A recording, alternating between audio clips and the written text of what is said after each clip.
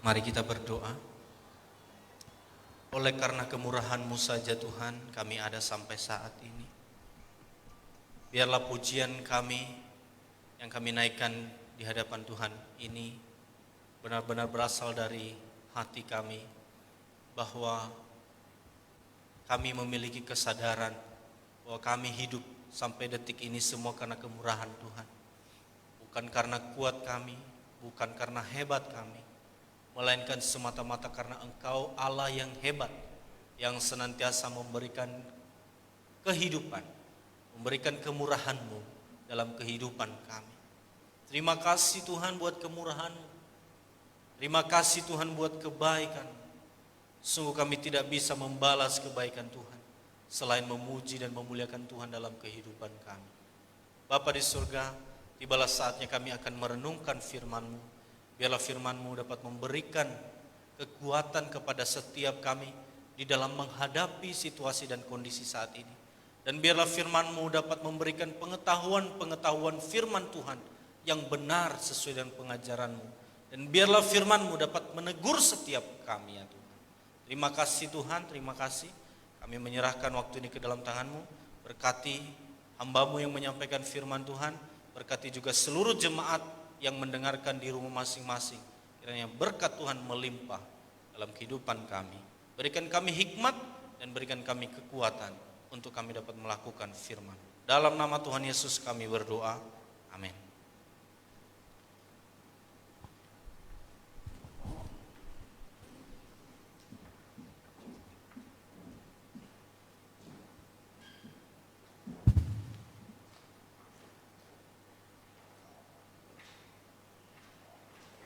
Bapak Ibu yang dikasihi Tuhan, Shalom. Shalom. Walaupun kita tidak bertatap muka secara langsung, saya percaya Bapak Ibu juga menjawab Shalom ya. Amin. Bapak Ibu yang dikasihi Tuhan, apa kabarnya? Kami berharap Bapak Ibu senantiasa dalam keadaan sehat dan kami terus berdoa agar penyertaan Tuhan dinyatakan di keluarga besar Gereja PO Kemang Pratama. Bapak Ibu yang dikasihi Tuhan, mari kita sama-sama hari ini merenungkan firman Tuhan. Kita buka Alkitab kita, Bapak Ibu juga bisa membaca di layar yang ditampilkan. Yohanes pasal 14, Yohanes pasal 14 ayat 1 sampai 14. Yohanes pasal 14 ayat 1 sampai 14. Saya akan membacakan, Bapak Ibu bisa memperhatikan di Alkitab masing-masing. Janganlah gelisah hatimu, percayalah kepada Allah, percayalah juga kepadaku. Di rumah Bapakku banyak tempat tinggal. Jika tidak demikian, tentu aku mengatakannya kepadamu. Sebab aku pergi ke situ untuk menyediakan tempat bagimu. Dan apabila aku telah pergi ke situ dan telah menyediakan tempat bagimu, aku akan datang kembali dan membawa kamu ke tempatku, supaya di tempat di mana aku berada, kamu pun berada. Dan kemana aku pergi, kamu tahu jalan ke situ. Kata Thomas kepadanya, Tuhan, kami tidak tahu kemana engkau pergi. Jadi bagaimana kami tahu jalan ke situ? Kata Yesus kepadanya, akulah jalan dan kebenaran dan hidup. Tidak ada seorang pun yang datang kepada Bapa kalau tidak melalui aku. Sekiranya kamu mengenal aku, pasti kamu juga mengenal Bapakku. Sekarang ini kamu mengenal Dia dan kamu telah melihat Dia. Kata Filipus kepadanya, Tuhan, tunjukkanlah Bapa itu kepada kami, itu sudah cukup bagi kami. Kata Yesus kepadanya, telah sekian lama aku bersama-sama kamu Filipus, namun engkau tidak mengenal aku. Barang siapa telah melihat aku, ia telah melihat Bapa. Bagaimana engkau berkata, tunjukkan Bapa itu kepada kami? Ayat 10. Tidak percayakah engkau bahwa aku di dalam Bapa dan Bapa di dalam aku? Apa yang aku katakan kepadamu tidak aku katakan dari diriku sendiri, tetapi Bapa yang diam di dalam aku, dialah yang melakukan pekerjaannya. Percayalah kepadaku bahwa aku di dalam Bapa dan Bapa dalam aku, atau setidak-tidaknya percayalah karena pekerjaan-pekerjaan itu sendiri. Aku berkata kepadamu, sesungguhnya barang siapa percaya kepadaku, ia akan melakukan juga pekerjaan-pekerjaan yang aku lakukan, bahkan pekerjaan-pekerjaan yang lebih besar daripada itu. Sebab aku pergi kepada Bapa. Dan apa juga yang kamu minta dalam namaku, aku akan melakukannya, supaya Bapa dipermuliakan di dalam Anak. Jika kamu meminta sesuatu kepadaku dalam namaku, aku akan melakukannya. Bapak Ibu jemaat yang dikasihi Tuhan, hari ini tema yang diberikan, yang kita akan bahas bersama-sama, tema dari PGI, yaitu teguh dalam mewartakan Kristus, sang jalan kebenaran dan hidup. Sekali lagi saya bacakan, teguh dalam mewartakan Kristus, sang jalan kebenaran dan hidup. Bapak Ibu yang dikasihi Tuhan, ayat ini merupakan ayat yang tidak asing bagi kita ya. Terutama di ayatnya yang ke-6. Seringkali kita bacakan, bahkan tadi kita sudah nyanyikan bahwa aku jalan kebenaran ya. Aku jalan kebenaran dan hidup. Ini sudah tidak asing lagi bagi kita. Kita sudah mengetahui ayat ini. Nah, kita belajar hari ini apa maksud daripada Tuhan Yesus ketika mengatakan ini kepada para murid-muridnya. Bapak Ibu dikasihi Tuhan, kalau kita baca konteks ini, di mana Tuhan Yesus mengatakan kepada murid-muridnya bahwa sebentar lagi kita akan berpisah. Ya, sebentar lagi Tuhan Yesus akan naik ke surga. Nah, saudara-saudara yang dikasihi Tuhan, di ayatnya yang pertama dikatakan bahwa janganlah gelisah hatimu. Siapa yang gelisah pada saat itu? Yang gelisah adalah para murid. Kenapa mereka gelisah? Mereka gelisah karena sudah mau berpisah dengan Tuhan Yesus. Saudara-saudara yang dikasihi Tuhan, pertanyaan singkat bagi kita, apakah saudara, Bapak Ibu gelisah jika Bapak Ibu jauh dengan Tuhan Yesus? Atau sebaliknya justru kita merasa senang kalau berpisah dengan Tuhan Yesus? Inilah yang ada dalam pikiran murid-murid. Mereka gelisah karena Tuhan Yesus sebentar lagi akan pergi. Tetapi nanti kita membahas bahwa Tuhan Yesus itu bukan pergi untuk selama-lamanya. Walaupun dia terangkat ke surga, dia tetap ada di dalam kehidupan manusia. Dan dia berkata di situ bahwa dia akan kembali untuk membawa murid-muridnya ke surga. Nah, saudara-saudara yang dikasihi Tuhan, begitu menyedihkan jikalau kita jauh daripada Tuhan Yesus tetapi kita merasa biasa-biasa saja. Harta yang paling berharga dalam kehidupan kita ketika kita menerima Tuhan Yesus dalam hidup ini. Di sini kita melihat Bapak Ibu bahwa para murid-murid itu gelisah karena jauh dengan Tuhan Yesus. Tetapi di sini Yesus memberikan pemahaman kepada para murid. Ada banyak hal-hal yang mengecewakan di dalam kehidupan ini. Tetapi kalau kita memang anak Allah, semua pasti diatur Allah menurut kebaikan kita. Bapak Ibu yang dikasihi Tuhan, Bapak Ibu bisa membayangkan jikalau Bapak Ibu bertahun-tahun bersahabat dengan seseorang misalnya, atau keluarga Bapak Ibu sendiri terus tiba-tiba dia harus pergi dan jauh dari Bapak Ibu.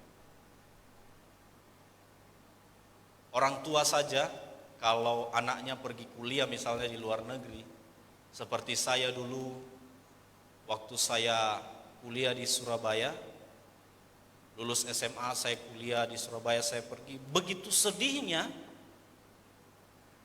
ketika saya pergi ke Surabaya, begitu sedihnya hati saya dan hati mama saya dan keluarga saya. Kenapa? Kita akan menghadapi di mana kita akan merasa jauh dari keluarga. Yang selama ini kita bersama-sama, yang selama ini kita bercanda, yang selama ini saya diomel-omelin sama mama, sama papa saya, sekarang sudah tidak ada lagi karena saya harus pergi kuliah ke Surabaya dan kita mempunyai jarak yang jauh. Kita bisa membayangkan begitu sedihnya hati kita, begitu gelisahnya hati kita. Itulah yang dialami oleh para murid-murid pada saat itu. Bahwa sebentar lagi Tuhan Yesus akan berpisah dengan mereka. Dan mereka merasa gelisah di dalam hati mereka. Apa yang dikatakan Tuhan Yesus di situ bahwa pernah dalam Alkitab tidak disebutkan tanggal berapa, tahun berapa dia akan kembali. Maka kalau ada yang menafsirkan dia akan datang tahun 2020, 2021, 2000 berapa? Itu menurut saya tidak alkitabiah. Dulu juga ada banyak orang mengatakan bahwa tahun 2012 Tuhan Yesus akan datang kembali. Dan buktinya sampai tahun 2020 Tuhan Yesus belum datang-datang kedua kali. Saudara-saudara yang dikasihi Tuhan, ini yang diberikan pemahaman kepada para murid. Nah, saudara-saudara yang dikasihi, itu adalah berada di surga. Sehingga Bapak Ibu, kalau kita mengatakan bahwa kita akan memperlakukan kehidupan kita sesuai dengan tujuan itu. Kalau tujuan daripada kehidupan kita hanya berada di dalam harta dunia ini, kalau tujuan hidup kita hanya tertuju kepada yang kelihatan di dunia ini, kita juga akan hidup menurut tujuan kita itu. Kita akan begitu bekerja keras supaya kita memperoleh semua yang kita inginkan. Supaya kita bisa sampai kepada destinasi yang kita pahami itu. Tetapi kalau kita memahami dengan benar, tujuan kita pada akhirnya adalah masuk ke dalam kerajaan surga. Kita akan melakukan mati-matian. Kita akan bekerja begitu keras supaya nantinya kita bisa sampai kepada tujuan itu. Oleh sebab itu kita harus menyadari sebenarnya tujuan hidup kita ini gimana? Saudara-saudara yang dikasihi Tuhan, Yesus pergi menyediakan tempat bagi kita dan dikatakan di situ bahwa di rumah Bapa banyak tempat tinggal. Di rumah Bapa banyak tempat tinggal. Dan Yesus akan datang kembali dan membawa kita ke tempat Yesus berada. Mari kita bahas Bapak Ibu satu persatu. Yang pertama adalah sesuai dengan tema hari ini bahwa teguh dalam mewartakan Kristus sang jalan kebenaran dan hidup. Yang pertama adalah siapakah yang mewartakan itu? Siapa yang memberitakan itu? Di teks ini waktu itu Tuhan Yesus sendiri memperkenalkan diri kepada murid-muridnya. Tetapi di sini Bapak Ibu ada sesuatu yang mengganjal. Kenapa? Ada dua orang yang masih ragu di antara para murid. Bukan masih ragu tetapi masih belum mengerti dengan jelas. Seperti yang dikatakan di situ bahwa ayat 8. Kata Filipus kepadanya, Tuhan, tunjukkanlah Bapa itu kepada kami. Itu sudah cukup bagi kami. Di ayat 5 kata Thomas kepadanya, Tuhan, kami tidak tahu kemana engkau pergi. Jadi bagaimana kami tahu jalan ke situ? Saudara-saudara yang kasih Tuhan, dua murid ini adalah yang bersama-sama dengan Tuhan Yesus selama pelayanan Tuhan Yesus di dunia. Tetapi walaupun secara fisik mereka bersama-sama dengan Tuhan Yesus, tetapi ternyata mereka tidak mengerti apa yang dikatakan Tuhan Yesus. Mereka saja Bapak Ibu yang sudah bersama-sama dengan Tuhan Yesus, ada yang tidak mengerti. Apalagi kalau kita tidak pernah membangun persekutuan dengan Tuhan Yesus, bagaimana kita bisa mengerti? Saudara-saudara yang dikasihi Tuhan, waktu saya membaca tafsiran-tafsiran daripada ini, memang pada saat itu Thomas dan Filipus ini tidak mengada-ngada kepada Tuhan Yesus. Tetapi memang mereka benar-benar tidak mengerti Oleh sebab itu Yesus menjelaskan kepada mereka. Saudara-saudara yang dikasihi Tuhan, kita semua adalah murid Tuhan Yesus. Kalau pada saat itu Tuhan Yesus memberikan tugas kepada para muridnya untuk dapat menyampaikan Injil kepada seluruh dunia, maka kita juga selaku murid Tuhan Yesus mempunyai tugas yang sama untuk dapat mewartakan Kristus, sang jalan kebenaran dan hidup. Bahwa semua orang yang percaya adalah murid Tuhan. Kalau kita semua mengaku bahwa murid Tuhan, anak-anak daripada Tuhan, kita wajib melakukan apa yang menjadi kehendak Tuhan dalam kehidupan kita. Murid Tuhan harus memiliki iman yang teguh. Ketika para murid di sini mereka gelisah dengan keadaan yang mereka hadapi, Tuhan Yesus berkata kepada mereka, percayalah kepada Allah dan percayalah juga kepadaku. Seorang murid sebelum memberitakan Injil, dia sendiri harus memiliki iman yang teguh. Saudara-saudara, mungkin Bapak Ibu sering mendengar orang buta menuntun orang buta. Bapak Ibu bisa bayangkan kalau orang buta menuntun orang buta, mereka akan sampai ke jurang, atau mereka jalan misalnya di jalan Narogong sana, orang buta sama orang buta menyeberang jalan. Saya yakin dua-duanya pasti akan kecelakaan. Kenapa? Seharusnya orang buta dituntun oleh orang yang melihat. Tidak bisa dipungkiri juga, kalau di dalam kekristenan ada yang memberitakan Injil padahal dia sendiri tidak menghidupi Injil itu. Kita harus memiliki iman yang teguh. Sebelumnya kita harus mengetahui siapa Allah kita dengan benar. Kita mengetahui siapa Tuhan Yesus dengan benar. Dan kita hidup bersama-sama dengan Tuhan Yesus. Baru kita bisa mewartakan siapa Tuhan Yesus. Kita tidak bisa mewartakan Tuhan Yesus kalau kita sendiri tidak hidup di dalam Yesus. Saudara-saudara yang kasih Tuhan, yang kedua, apa yang diberitakan? Yang diberitakan adalah di ayat 6. Akulah jalan, kebenaran dan hidup. Tidak ada seorang pun yang datang kepada Bapa kalau tidak melalui aku. Yang pertama adalah jalan.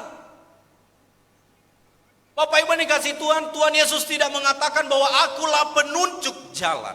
Tidak. Tetapi Tuhan Yesus mengatakan bahwa akulah jalan itu. Maksudnya apa Bapak Ibu? Kalau kita mau ke surga, kita harus melewati jalan itu, maka kita harus datang kepada Tuhan Yesus. Karena dialah jalan. Tuhan Yesus yang tahu surga itu gimana. Karena dia berasal dari surga, dari Bapa. Dan dia sudah kembali ke sana dan dia akan kembali lagi untuk menjemput kita. Maka kalau ada orang berkata bahwa dia bolak-balik ke surga, dia udah melebihi Tuhan Yesus. Cuma Tuhan Yesus jalan di dalam kehidupan kita. Yang kedua dikatakan bahwa akulah kebenaran. Tuhan Yesus tidak mengatakan akulah yang memberi petunjuk kebenaran itu. Bukan. Tetapi dia berkata akulah kebenaran. Kalau kita mau cari kebenaran yang sebenar-benarnya, datanglah kepada Tuhan Yesus. Dan yang ketiga, akulah hidup. Saudara-saudara, kalau kita membaca Yohanes ini di pasal-pasal sebelumnya, dia sudah menjelaskan bahwa akulah roti hidup, akulah air hidup. Barang siapa yang meminum, dia tidak pernah akan haus lagi. Kenapa? Dia adalah sumber kehidupan dalam kehidupan ini. Ini sebenarnya yang kita wartakan di dalam penginjilan-penginjilan kita. Inilah yang kita wartakan kepada orang-orang yang belum mengenal hal ini. Bahwa hanya Yesus satu-satunya jalan, kebenaran, dan kehidupan. Kalau kita tidak menyadari hal ini Bapak Ibu, kita cilaka. Karena seringkali kita menganggap diri kita sendirilah yang paling benar. Seringkali kita membuka jalan sendiri, yang padahal itu bukan jalan. yang ditunjukkan oleh Tuhan Yesus. Tidak sesuai dengan kehendak Tuhan Yesus Kristus. Injil, semua orang-orang Kristen, semua orang percaya kepada Tuhan Yesus adalah orang-orang yang bisa memberitakan Injil itu. Bapak Ibu tidak harus pergi ke luar negeri sana kalau Bapak Ibu tidak terpanggil untuk itu. Memang kalau kita melihat Bapak Ibu ada banyak orang-orang yang terbeban, mereka pergi ke sana.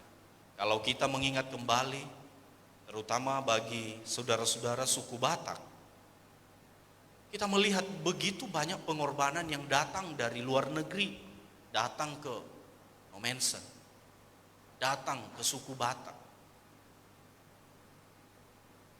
Saudara, kita bisa membayangkan bagaimana mereka datang ke sini. Kalau secara manusia kita hitung-hitungan Bapak Ibu, ngapain mereka datang ke sini? Kalau kita mau hitung-hitung secara duit, apa untung mereka? Tidak ada. Bahkan mereka rugi. Tetapi mereka merasa bahwa perlu diberitakan tentang siapa Yesus kepada bangsa ini, kepada suku Batak yang pada akhirnya di seluruh Indonesia ada banyak sekali yang sudah percaya kepada Tuhan Yesus. Mungkin Bapak Ibu tidak terpanggil untuk itu, tetapi kita bisa memberitakan Injil kepada siapa saja, termasuk kepada keluarga kita. Saudara-saudara yang kasih Tuhan, seperti yang saya katakan tadi bahwa kita harus sudah menghidupi Tuhan Yesus dalam kehidupan kita, baru kita bisa memberitakan Injil. Gaya hidup kita, cara bicara kita, cara berpakaian kita bisa menjadi berkat bagi orang lain, dan sebaliknya bisa menjadi batu sandungan bagi orang lain. Bapak Ibu yang dikasihi Tuhan, ketika kita hidup di dalam Kristus, gaya hidup kita berubah. Dan ada banyak kesaksian yang saya dengar dari teman-teman saya. Ketika mereka benar-benar hidup dalam Kristus, orang tanya, Pak, Mas, Bang, gerejanya di mana? Bapak kok kelakuannya baik sekali. Kenapa? Dari situlah mereka berbicara bahwa saya punya Tuhan Yesus. Saudara-saudara yang kasih Tuhan, semua orang tidak menutup kemungkinan, semua orang percaya kepada Tuhan Yesus untuk memberitakan Injil. Kalau kita membaca daripada Yohanes pasal 14 ayat 6 ini Bapak Ibu, bahwa ada beberapa kemungkinan di sini yang saya lihat di dalam tafsiran-tafsiran, bahwa yang pertama kemungkinannya adalah kitab suci ini salah. Yesus sebetulnya tidak pernah mengucap suci benar, dan Yesus tidak berdusta. Jadi ia memang adalah satu-satunya jalan ke surga. Ini yang benar Bapak Ibu. Di sini kita menyadari bahwa kalau saudara Bapak Ibu menerima salah satu dari dua kemungkinan yang pertama tadi, maka saudara seharusnya berhenti menjadi orang Kristen. Kenapa Bapak Ibu? Mungkin kata-katanya terlalu keras. Tapi percuma kita menjadi orang Kristen, tapi kita tidak mengakui bahwa Yesus adalah jalan kebenaran dan hidup. Saudara-saudara yang dikasihi Tuhan, adalah kegilaan kalau seorang tetap menjadi orang Kristen padahal ia percaya kitab sucinya salah atau Yesus berdusta. Adalah sebuah kekacauan dalam kehidupan orang Kristen. Kalau dia menjadi Kristen, rajin beribadah, rajin ke gereja, tapi dia sendiri tidak mengakui bahwa Tuhan Yesus adalah jalan, kebenaran, dan hidup. Saudara-saudara yang kasih Tuhan, mari kita mengoreksi diri kita. Bahwa apakah selama ini kita mengakui hal ini? Kalau kita benar-benar sadar bahwa Tuhan Yesus adalah jalan, kebenaran, dan hidup, ketika kita mengalami masalah, ketika kita mengalami jalan buntu, kita tidak datang ke siapa-siapa, tapi yang pertama kita datang kepada Tuhan Yesus. Mungkin Bapak Ibu mengalami kegelisahan, mengalami di mana Bapak Ibu sedang berada di dalam kegelapan, dan Bapak Ibu tidak bisa melihat siapapun. Karena begitu banyak masalah dalam kehidupan ini. Tetapi di sini kita diingatkan bahwa Tuhan Yesus adalah jalan. Dia datang, dia ke surga untuk menyediakan tempat bagi kita, dan dia akan kembali untuk menjemput kita. Pertanyaan, siapa yang dijemput? Adalah orang-orang yang hidup di dalam Kristus. Kalau ada pandangan bahwa semua orang masuk surga, ini sangat bertentangan dengan ayat ini. Yang kedua, bahwa ada pandangan yang mengatakan bahwa orang yang beragama lain tetap bisa masuk surga sekalipun tidak percaya kepada Tuhan Yesus. Hanya Yesus satu-satunya jalan ke surga. Berdasarkan ayat ini kita harus menyimpulkan bahwa bagaimanapun baiknya hidup seseorang dan agama apapun yang dia anut, kalau ia tidak mempunyai Yesus sebagai Tuhan dan Juru Selamat, maka ia tidak akan masuk surga. Mengapa? Karena ia tetap adalah orang berdosa. Sehingga tanpa penebus atau Juru Selamat yaitu Yesus Kristus, maka ia harus membayar sendiri utang dosanya di dalam neraka. Saudara-saudara yang kasih Tuhan, Tuhan Yesus benar-benar serius di dalam memberikan pemahaman ini kepada murid-murid. Justru pada akhir-akhir mereka bertemu, Tuhan Yesus menjelaskan hal ini. Dan seharusnya para murid-muridnya sebenarnya sudah mengerti akan hal ini. Tetapi masih ada beberapa yang tidak mengerti hal ini. Saudara-saudara yang dikasihi Tuhan, saya akan membacakan di dalam kitab Kisah Para Rasul pasal 7. Kisah Para Rasul pasal 7 ayat 55 sampai pasal 8 ayat 2. Saya bacakan. Tetapi Stefanus, Kisah Para Rasul pasal 7 ayat 55. Tetapi Stefanus yang penuh dengan Roh Kudus menatap ke langit lalu melihat kemuliaan Allah dan Yesus berdiri di sebelah kanan Allah. Lalu katanya, sungguh aku melihat langit terbuka dan Anak Manusia berdiri di sebelah kanan Allah. Maka berteriak-teriaklah mereka dan sambil menutup telinga serentak menyerbu dia. Mereka menyeret dia keluar kota lalu melemparinya, dan saksi-saksi meletakkan jubah mereka di depan kaki seorang muda yang bernama Saulus. Sedang mereka melemparinya, Stefanus berdoa. Katanya, ya Tuhan Yesus, terimalah rohku. Sambil berlutut ia berseru dengan suara nyaring, Tuhan, jangan tanggungkan dosa ini kepada mereka. Dan dengan perkataan itu meninggallah ia. Ayat 2. Orang-orang saleh menguburkan mayat Stefanus serta meratapinya dengan sangat. Pasal 8 ayat 2. Bapak Ibu yang dikasihi Tuhan, ini adalah sebuah kisah, ini sebuah fakta di mana seorang yang bernama Stefanus ini adalah seorang martir, seorang tokoh pengikut Yesus yang memberitakan Injil pada saat itu kepada golongan-golongan orang Yahudi.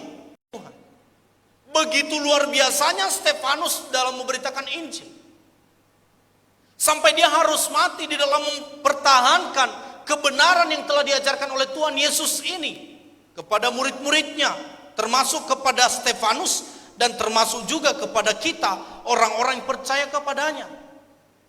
Kalau Tuhan Yesus mati untuk kita, kita juga harus berani mati untuk Tuhan Yesus. Kita harus berani apapun yang menjadi tantangannya. Kita punya Tuhan Yesus yang luar biasa. Saudara-saudara yang kasih Tuhan, setelah Stefanus, ada banyak sekali orang-orang percaya yang menjadi martir, yang pada akhirnya dibunuh oleh karena pemberitaan Kristus. Tapi kalau kita melihat di dalam kehidupan mereka, sampai mereka mati, mereka tidak menyangkal Tuhan Yesus. Mereka tetap percaya kepada Tuhan Yesus, bahwa Yesus jalan kebenaran dan kehidupan. Yang ketiga Bapak Ibu, kalau tadi yang pertama siapa yang mewartakan, yang kedua yang diberitakan itu siapa, yaitu Tuhan Yesus. Yang ketiga, bahwa di sini di ayat 13-14 Tuhan menjawab dan mengabulkan doa orang-orang yang percaya kepadanya. Saya bacakan Bapak Ibu. Dan apa juga yang kamu minta dalam namaku, aku akan melakukannya supaya Bapa dipermuliakan di dalam Anak. Jika kamu meminta sesuatu kepadaku dalam namaku, aku akan melakukannya. Saudara-saudara yang kasih Tuhan, kepada siapakah Tuhan menjawab dan mengabulkan doa? Yaitu bagi orang-orang yang meminta. Meminta dalam artian adalah orang yang datang dengan sungguh-sungguh di hadapan Tuhan. Makanya Bapak Ibu, di dalam doa-doa kita, pertanyaannya adalah, apa yang kita minta kepada Tuhan?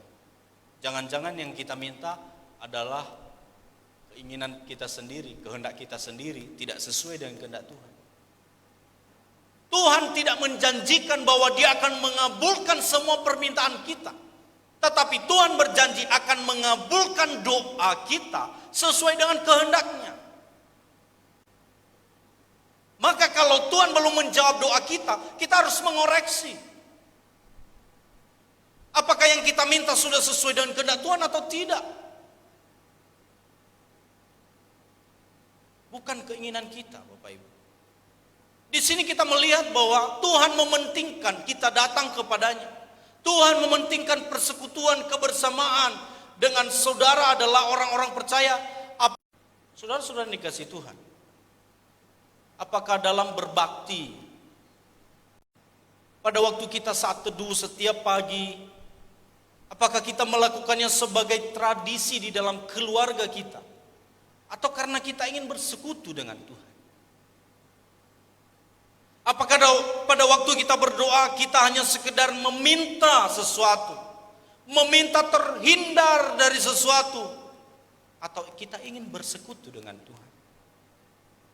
Saudara-saudara yang diberkati Tuhan, di masa-masa COVID ini, walaupun sebagian orang tidak peduli dengan apa yang diperintahkan atau himbauan daripada pemerintah, tetapi saya lihat juga ada banyak orang yang benar-benar mengikuti anjuran daripada pemerintah ini, bahwa semua orang takut kena COVID.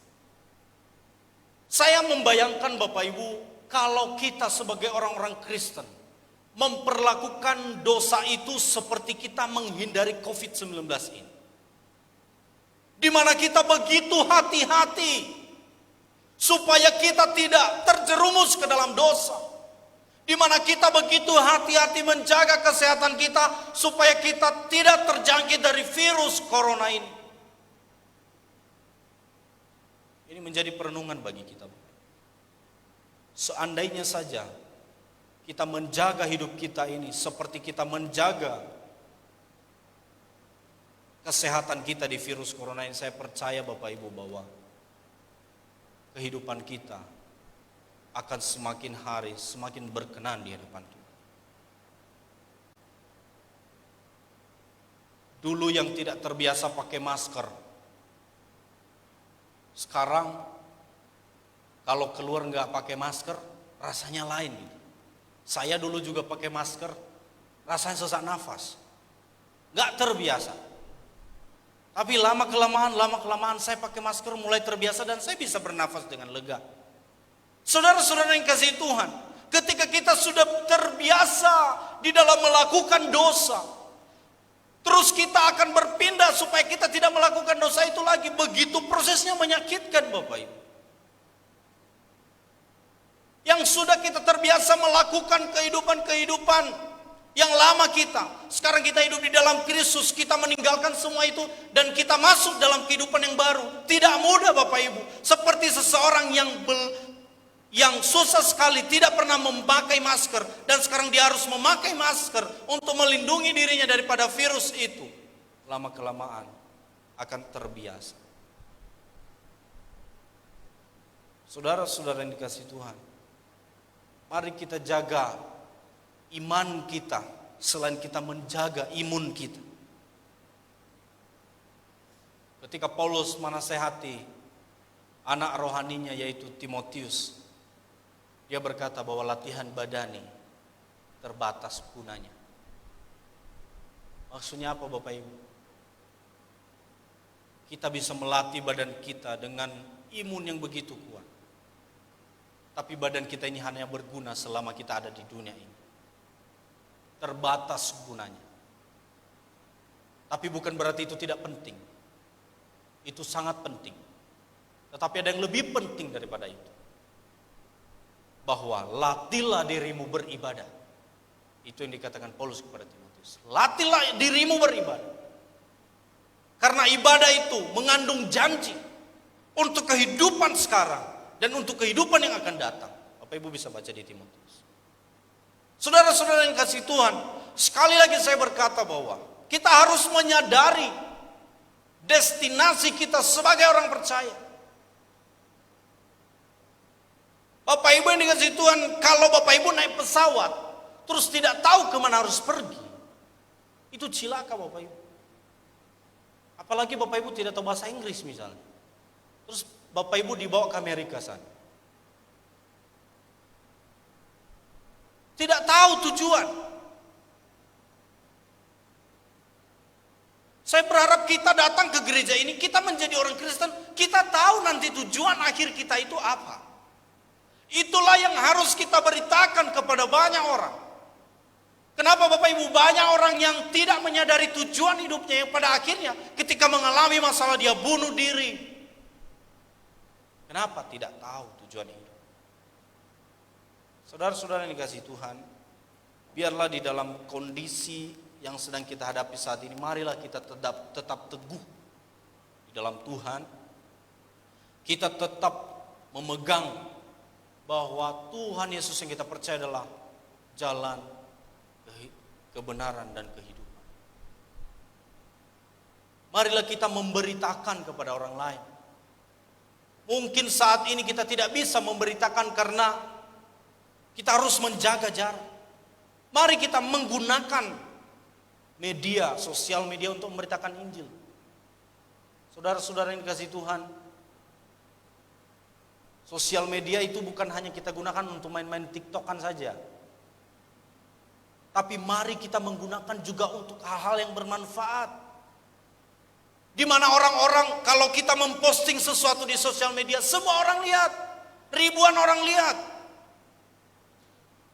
Pertanyaannya, apakah yang kita posting itu benar-benar hal-hal yang membangun, hal-hal yang berguna bagi orang lain? Sosial media bisa menjadi media di dalam kita mewartakan Kristus. Sosial media bagi orang Kristen bukan tempat untuk curhat. Sosial media bagi orang Kristen adalah tempat di mana kita bisa mewartakan siapa Tuhan Yesus kepada orang lain. Tidak ada larangan memang di sosial media, bebas saja. Mau hoax, mau apapun yang Bapak Ibu posting, silakan saja. Tapi kita harus menyadari siapa diri kita. Orang-orang Kristen seharusnya memposting hal-hal yang positif. Itulah media yang bisa kita pakai. Dan ada banyak media-media yang lain. Kalau tidak ada COVID ini, kita bisa pergi kemana-mana Bapak Ibu. Kita bisa memberitakan Injil dimanapun. Tapi kita harus menyadari, sebelum kita memberitakan Injil, kita harus benar-benar menghidupi Injil itu di dalam kehidupan kita. Tuhan Yesus berkata kepada murid-muridnya, janganlah gelisah hati. Tuhan Yesus juga berkata kepada kita bahwa janganlah gelisah hati. Saudara-saudara yang kasih Tuhan, kalau kita menyadari akan hal ini, maka kita tidak akan pernah goyah. Kita akan tetap mengikuti Yesus sampai selama-lamanya. Amin untuk firman Tuhan. Mari kita berdoa untuk firman Tuhan ini. Kami mengucap syukur kepadamu ya Tuhan, bahwa hari ini Tuhan mengingatkan kami kembali, bahwa Engkaulah yang menjadi prioritas kami, bukan yang lain ya Tuhan. Maka ketika kami sudah memprioritaskan Engkau, apapun, tetapi sesungguhnya Engkaulah yang benar, dan Engkaulah kebenaran itu sendiri. Ampuni kami ya Tuhan. Dan biarlah pada saat ini melalui firman Tuhan yang telah kami bahas, melalui firman Tuhan yang telah kami pelajari bersama-sama, kami mengambil keputusan untuk terus berkomitmen hidup di dalam Tuhan seperti yang Tuhan ajarkan kepada murid-murid-Nya. Ampuni kami ya Tuhan, dan biarlah hidup kami semakin hari semakin seturut dengan kehendak-Mu ya Tuhan. Terima kasih buat firman-Mu. Di dalam nama Tuhan Yesus kami berdoa dan mengucap syukur. Haleluya.